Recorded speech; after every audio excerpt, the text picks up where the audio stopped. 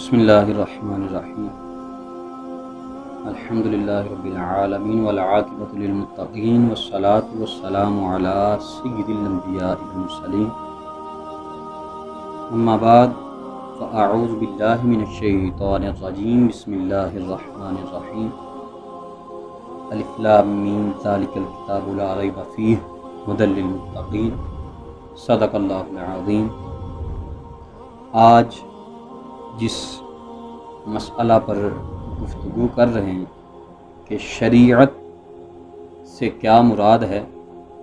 اور شریعت مطہرہ کا انکار کرنے والا کافر کیوں ہے، اس کی توہین کرنے والا کافر کیوں ہے، تو پہلے اس بات کی وضاحت کریں کہ شریعت سے مراد کیا ہے۔ تو شریعت مطہرہ سے مراد یہ ہے کہ قرآن،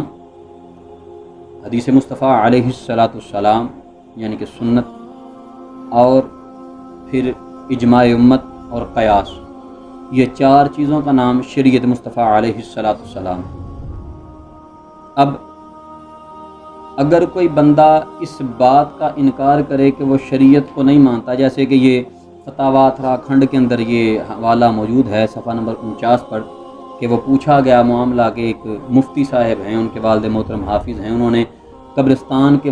زمین پر مدرسہ قائم کر لیا اور خود کا اپنا ایک کاروبار بنا دیا۔ تو اب مفتی صاحب سے لوگ کہنے لگے کہ حضور آپ تو مفتی ہیں، اپنے والد کو سمجھائیے کہ یہ جائز نہیں ہے، یہ مدرسہ ختم کر دیا جائے۔ وہ مفتی آگے سے کہتا ہے کہ جناب ہاں مانتا ہوں میں اس بات کو کہ یہ مدرسہ قبرستان کی زمین پر نہیں بنا سکتے، جائز نہیں ہے، منع ہے اور یہ شریعت کا حکم ہے، لیکن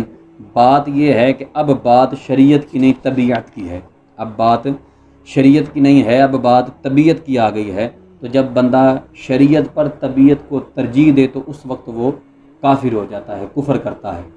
اور اگر کسی آدمی کے سامنے دو لوگوں کا جھگڑا بن جائے، اور اعلیٰ حضرت فرماتے ہیں فتاوی رضویہ شریف کے اندر جلد نمبر 9 اور 21 کے اندر، آپ فرماتے ہیں کہ دو آدمیوں کے درمیان اگر جھگڑا بن جائے اور وہ لوگ ان میں سے ایک حق پر ہو اور وہ دلائل قرآن و حدیث سے لے کر آئے اور دوسرا بندہ یہ کہے کہ میں نہیں مانتا، فرمایا دوسرا اسی وقت کافر ہو گیا کہ اس نے قرآن و حدیث کا انکار کر دیا۔ اور اسی طرح شریعت مطہرہ کی حدود ہیں، جو بندہ حدود کا خیال نہیں کرتا وہ بندہ بھی ایمان سے نکل جاتا ہے، وہ اس سے بھی ایمان خارج ہو جاتا ہے۔ جیسے کہ آج کل شریعت مطہرہ کے معاملات پر ایک بات بڑی دیکھی جاتی ہے کہ لوگوں کو اگر یہ بتلایا جائے کہ یار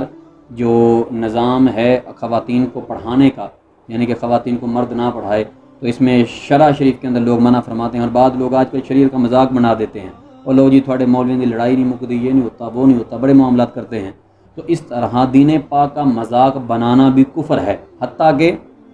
کسی انسان نے کسی سے کہا کہ آؤ نماز پڑھیں، اور وہ آگے سے یہ کہے میں نے بڑیاں نمازاں پڑھیاں نے، میں نے بڑی نمازیں پڑھی ہیں، وہ جیسے بھی مذاق بنائے تو اس نے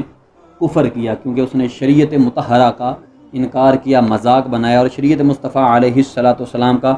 مذاق بنانا یہ بھی شرع شریف کے اندر جائز نہیں ہے۔ اور فتاوی رضویہ شریف کے اندر جلد نمبر 3 صفحہ نمبر 281 کے اوپر اعلیٰ حضرت فرماتے ہیں کہ علماء کی توہین کرنا بھی کفر ہے،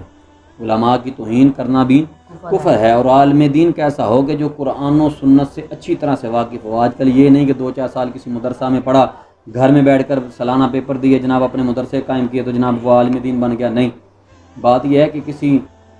کسی خاص استاد سے، کسی واقعی کسی مجاہد آدمی سے، کسی استاد سے روحانیت کے ساتھ علم حدیث، علم قرآن سیکھا ہو، دیگر علوم جو ہیں ان کو سیکھا ہو، اور دین پاک کا حق ادا کرنے کی وہ کوشش کرنے والا ہو، ایسے بندے کی توہین کرنا یہ کفر ہے، ایسے بندے کی توہین کرنا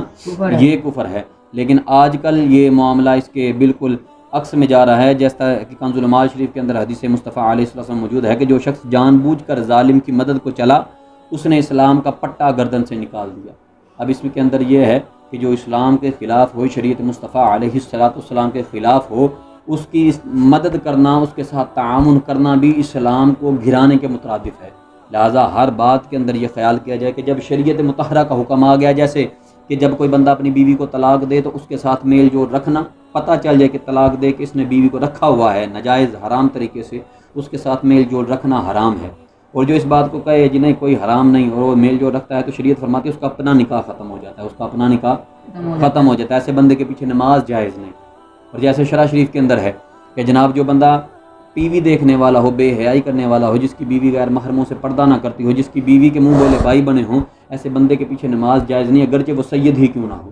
تو لیکن آج کل اس کے اندر بھی یہی دیکھا جاتا ہے، لو جی یہ تو مولویوں کی باتیں ہیں، اب تو ہر گھر میں ٹی وی ہے۔ یہ نہیں دیکھتے کہ یار شریعت مطہرہ کا حکم کیا ہے، شریعت ہمیں کیا بتاتی ہے۔ اللہ تعالیٰ دور حاضر کے فتنوں سے محفوظ فرمائے اور شریعت مصطفیٰ علیہ الصلوۃ والسلام پر قائم و دائم رہنے کی توفیق عطا فرمائے۔